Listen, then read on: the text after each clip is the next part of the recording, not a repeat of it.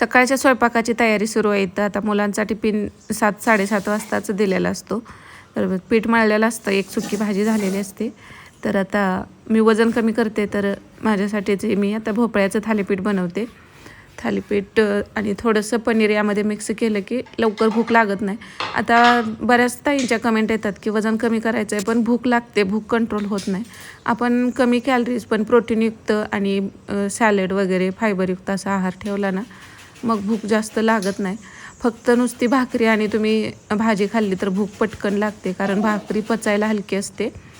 त्यामुळं तर जेवणाच्या अगोदर आपल्याला सॅलड घ्यायचंच आहे. आणि तुम्हाला पनीर असेल किंवा सोया असेल, तुम्ही अंडी खात असाल तर अंडी घेऊ शकता. असं प्रोटीनयुक्त घेतलं की मग लवकर भूक लागत नाही आपल्याला.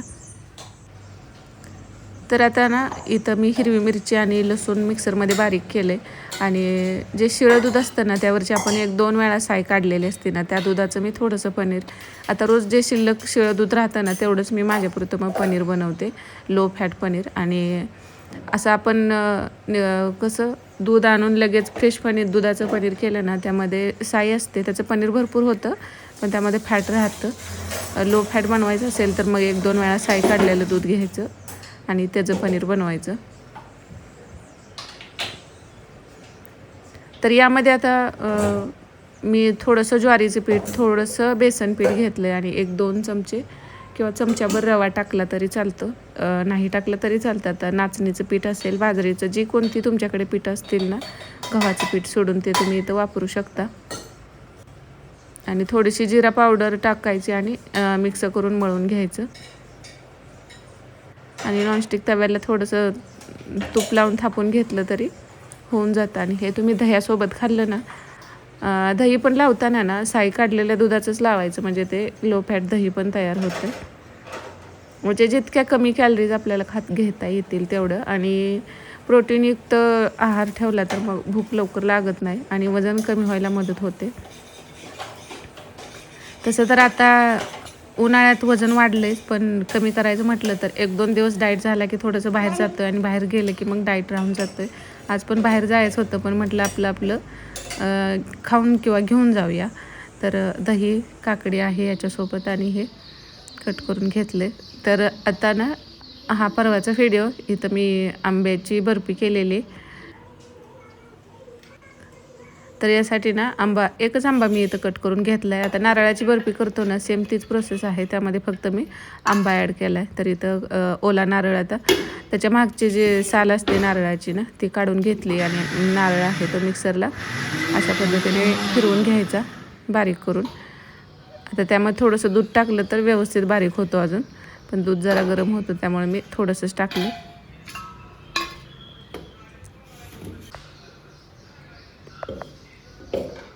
तसे आंब्याच्या भरपूर सगळ्या रेसिपी करता येतात. आंबा पोळी वगैरे ते पण त्याला तसं तेवढा वेळच नाही आता ते करायचं आहे. आंबा तसं बरंचसं पिकलेलं आहे. आता कढईमध्ये जो ओला नारळ होता तो वाटून घेतलेला तो टाकला. तोपर्यंत इथं आंबा आहे तो पण मिक्सरमधून आपल्याला बारीक करून घ्यायचा आहे. थोडंसं चमच्याभर तूप टाकायचं आणि हे परतून घ्यायचं आहे आपल्याला. आणि थोडंसं परतून झालं की मग यामध्ये अजून तुम्हाला जेवढं दूध आणि दुधावरची साई टाकायची असेल तरीसुद्धा तुम्ही टाकू शकता.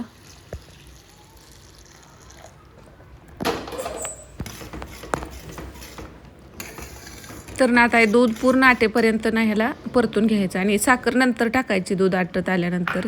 त्या अगोदर थोडीशी मिल्क पावडर इथं मी घेतली, 2-3 चमचे असेल एवढी मिल्क पावडर टाकली ना, छान बर्फीसारखी याची टेस्ट लागते.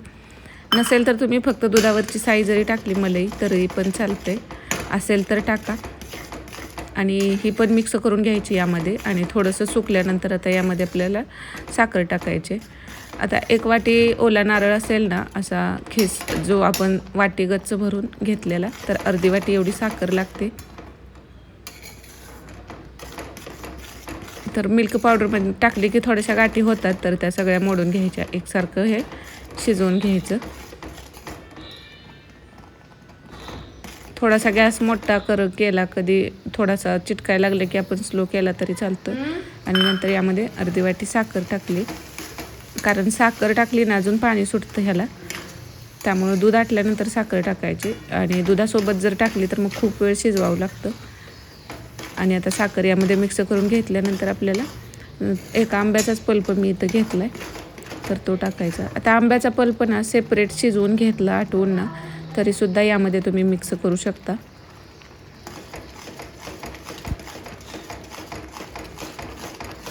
तर हे सगळं मिक्स करून घ्यायचं आणि नंतर शिजेपर्यंत ना थोडंसं, आता स्टीलची कढई असेल तर हे थोडंसं असं उडतं, कंटिन्यू त्याला हलवावं लागतं. कोणत्याही कढईत असेल तर नारळाचं म्हणजे वडी करताना ते थोडंसं असं इकडं तिकडं पसरतंच. आणि अगदी घट्ट गोळा होईपर्यंत हे परतून घ्यायचं आणि त्या अलीकडे जर काढलं तर ना वडी सेट होत नाही. आणि वडी सेट करण्यासाठी ताटाला तूप लावून घ्यायचं आणि नंतर शेवटी सगळ्यात आपल्याला यामध्ये वेलची पावडर टाकून घ्यायचे. ड्रायफ्रूट तुम्हाला कोणते टाकायचे असतील तर यामध्ये टाकू शकता किंवा डेकोरेशनसाठी सुद्धा तुम्ही वरून लावू शकता. आता नारळाची नुसत्या वडी बनवली ना पटकन सेट होते, पण आंबा थोडासा चिवट राहते त्यामुळे जरासा वेळ जातो याला. तर ह्याची छोटीशी गोळी घेऊन बघायची, ती व्यवस्थित येते हातावरती. अजून 1-2 मिनटं मी याला परत गोळी आल्यानंतर सुद्धा ना परतून घ्यायचं.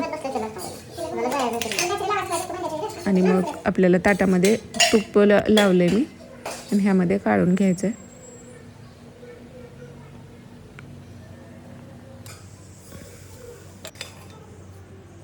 तर नुसत्या आंब्याची पण बर्फी बनवली जाते, त्यामध्ये ओला नारळ वगैरे घालत नाहीत. काही जण रवा घालून पण बनवतात, म्हणजे भरपूर सगळ्या वेगवेगळ्या पद्धती आहेत.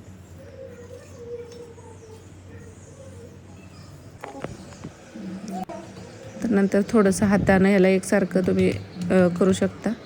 आता तुम्हाला किती जाड ठेवायचं आहे किती बारीक ह्याच्यानुसार तुम्ही पसरवू शकता. आणि थंड होण्यासाठी ठेवून द्यायचं आणि थंड झाल्यानंतर ना हे तुम्ही कट करून घेऊ शकता. तर छान अशी ही आंबा नारळाची वडी तयार होते. नॅचरल कलरसुद्धा याला छान आला आहे आंब्याचा.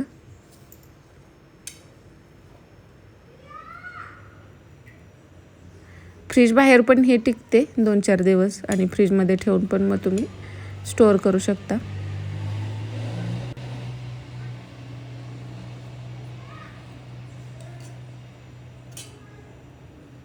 व्हिडिओ आवडला असेल तर लाईक करा. श्री स्वामी समर्थ.